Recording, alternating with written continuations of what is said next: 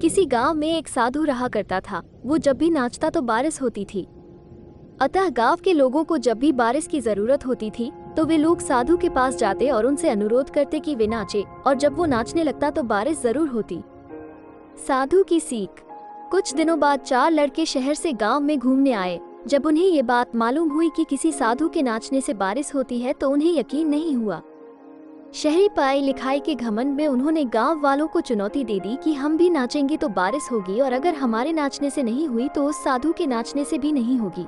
फिर क्या था? अगले दिन सुबह सुबह ही गांव वाले उन लड़कों को लेकर साधु की कुटिया पर पहुंचे। साधु को सारी बात बताई गई। फिर लड़कों ने नाचना शुरू किया। आधे घंटे बीते और पहला लड़का थक कर बैठ गया, पर बादल नहीं दिखे। कुछ देर में दूसरे ने भी यही किया और 1 घंटा बीतते बीतते बाकी दोनों लड़के भी थक कर बैठ गए, पर बारिश नहीं हुई। अब साधु की बारी थी। उसने नाचना शुरू किया। 1 घंटा बीता, बारिश नहीं हुई। साधु नाचता रहा।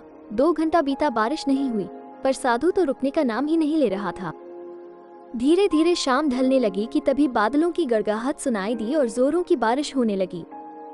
लड़के दंग रह गए और तुरंत साधु से क्षमा मांगी और पूछा, बाबा भला ऐसा क्यों हुआ कि हमारे नाचने से बारिश नहीं हुई और आपके नाचने से हो गई?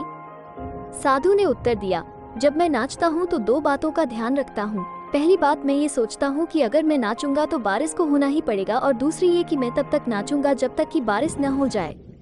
फ्रेंड्स, सफलता पाने वालों में यही गुण विद्यमान होता है। वो जिस चीज को करते हैं उसमें उन्हें सफल होने का पूरा यकीन होता है, और वे तब तक उस चीज को करते हैं जब तक कि उसमें सफल ना हो जाएं।